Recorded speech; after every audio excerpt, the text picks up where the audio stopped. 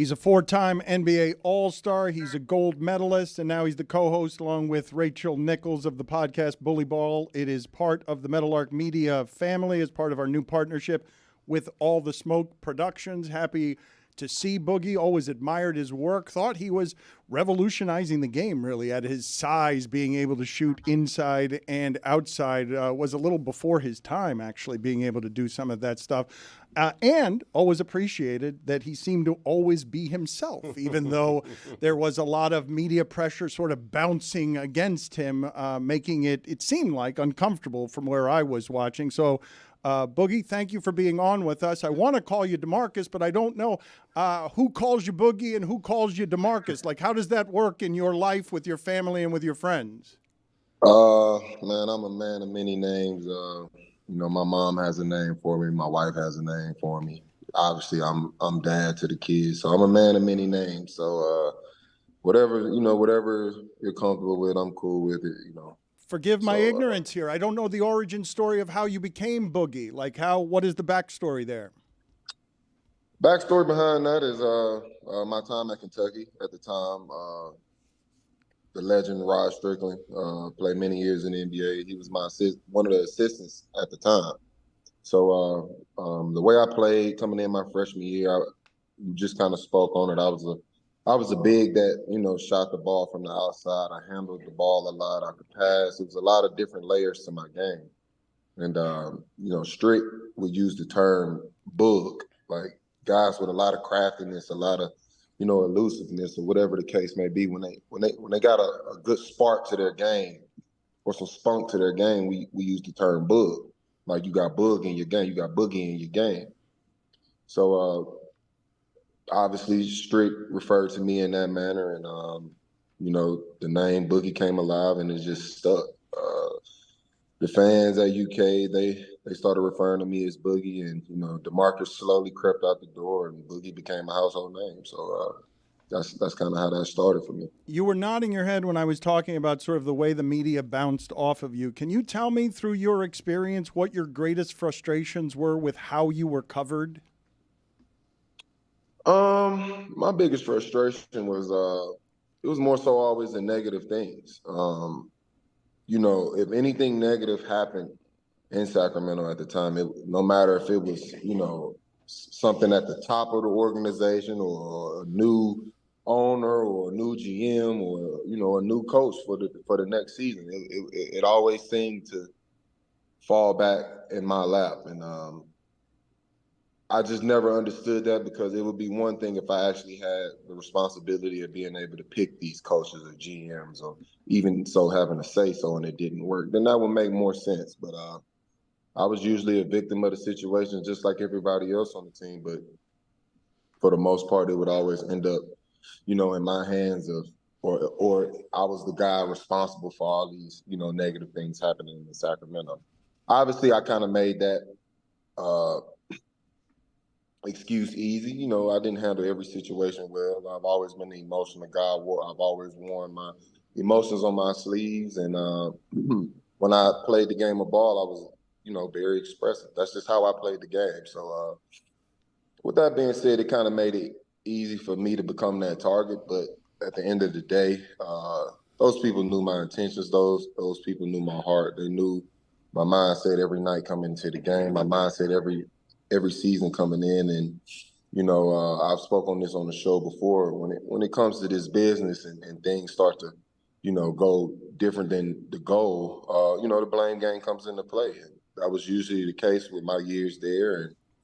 And like I said, for some reason, everything that went wrong in Sacramento ended up falling on my shoulders, or in my hands. And like I said, it was just I felt like I was a scapegoat with a lot of issues at the time. And, I feel like those issues obviously overruled any positive things that I was doing within the organization, or even just trying to, stay relevant as an organization. So that was usually that's my biggest issue with, the media coverage and the things that, happened during my time there. And, I wanted to be more so celebrated for the things I did on the floor compared to the things that was happening around me. And that just wasn't the case. What came with Stardom that you were totally unprepared for, that you had no idea was coming with Stardom? You have to become comfortable with it. And I've been on record saying before in the past, like I never wanted to be the famous guy. I never wanted to be like in the limelight, or that wasn't my personality, and that wasn't my character. Like I'm gonna go out and do my job every single night, but as far as, being pushed as being a star and, this celebrity and things of that nature, that just wasn't who I was. And that part falls on my shoulders. That's something that I had to figure out and handle better, which I never did at the time. But I was a young kid coming into this business. I was figuring out things on the fly, and a lot of things just wasn't put in place for me to succeed. And on top of me just making the mistakes I did as a young kid. But that was probably one of my biggest struggles coming into the league, was just learning how to handle, the starlight. And it was just something I never really became comfortable with. But, you live and you learn. Bully Ball with Rachel Nichols and Boogie is the podcast. It's on the DraftKings Network Mondays, 7 p.m. Eastern, and all the Smoke Productions channel on YouTube. Kevin Garnett, famous for talking a lot of gibberish on the court, trash talk. Did he do that with you? Do you have a story, or did he know better to not do that with you? I actually do have a KG story, and it's kind of funny how it all came around full circle. It also involved Rajon Rondo, who ended up being my veteran. So it's when they were teammates at the time with Boston. Boston was on their run. They were super good. They had a championship at the time, and we were playing Boston in Sacramento, and KG was, talking some trash. I mean, I believe this might have been my rookie season, actually. Either my rookie season or my second season. Anyway, KG was kind of talking his trash, and we were having words kind of back and forth.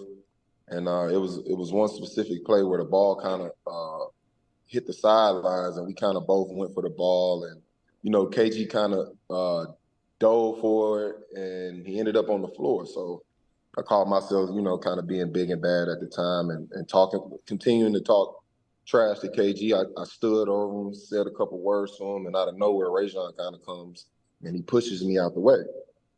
So now me and Rajon start to have words, and KG then gets up off the floor. He continues to bark at me, and then I realized, like, damn, it's a 2-on-1 situation, and I kind of back down a little bit. So I believe I ended up getting a technical foul for it, and I was the only one to receive a tech while the other two guys didn't. So that moment always kind of stuck out to me. Like that always happened to you. Like, damn, that was weird.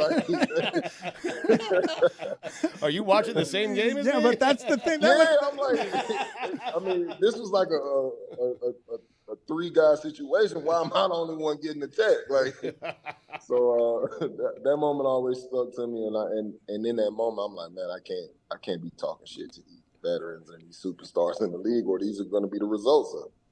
So that was always a funny story with me. But long story short, full circle moment, Rajon ends up becoming my teammate. We laugh about that moment, and he's one of the guys that's helped me throughout my career, and even till this day, that's a guy I can call and get any type of advice from. It's a guy I respect. His voice I respect, his knowledge, his IQ at a game, and just, I mean, his career speaks for itself, so I don't have to do all that. But it's just it's funny that things happen the way they do, and life comes around full circle. So that was a dope moment. Tim Duncan is an understated trash talker. Do you have a Tim Duncan story for us, young fella?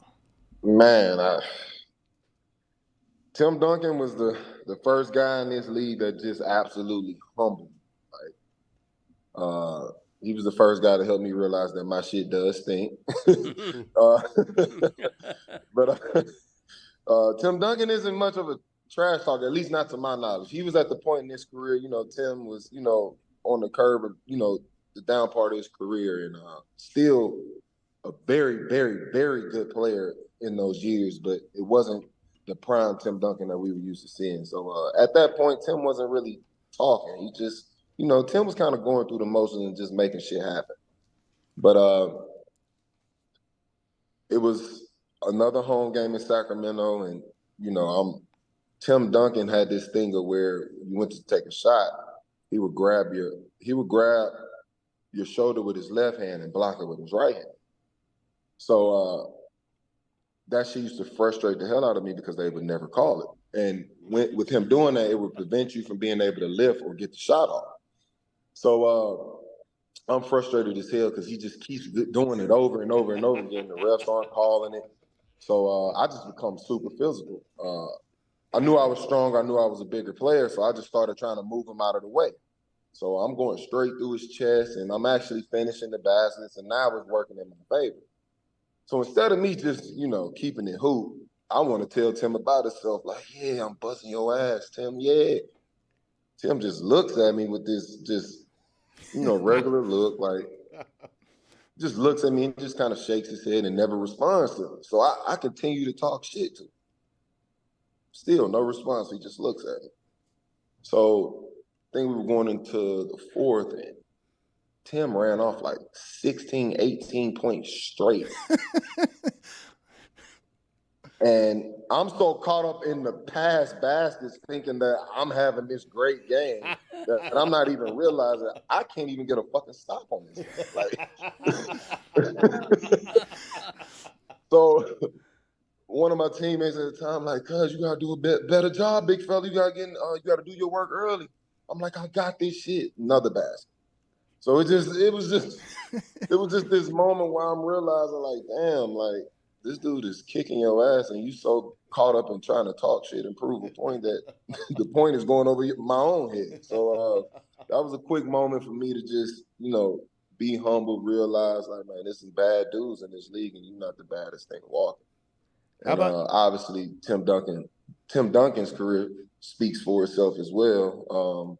It's a guy that I really value, and I don't think he gets the credit and flowers that he deserves for the career that he's had. A guy that's won at every single level. I don't think Tim Duncan has ever had a losing season. And that's something crazy to say with how competitive this league is. And like I said, he just doesn't get the credit he deserves for the career that he had. How about Jokic? Does he talk trash? Oh, no. Silent killer, man. You've never seen anything like that, correct? Have you ever seen something that any basketball player who does that?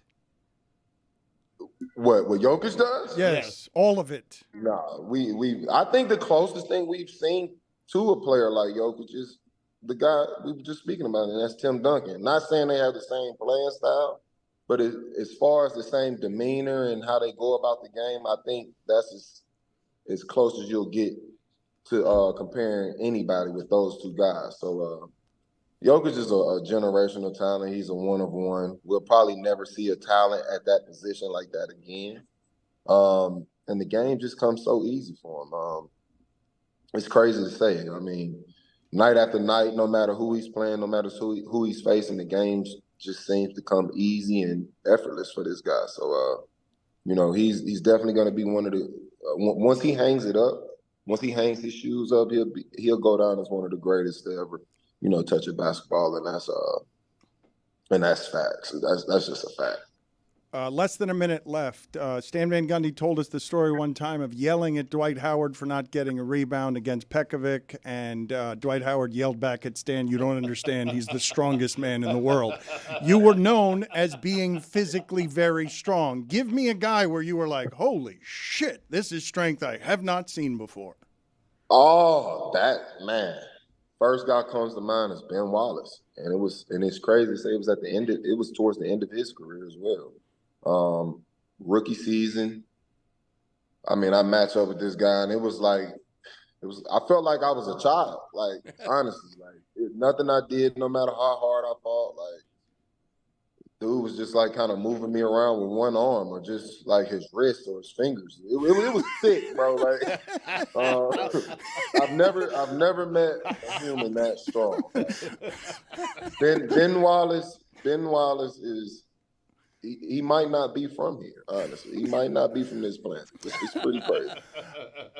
Boogie, thank you for being on with us. Going to enjoy the partnership, sir, and going to enjoy your work with Rachel Nichols. Happy to have you on board, sir. Good talking to you. Yes, sir. I appreciate you, Dan. It was a pleasure.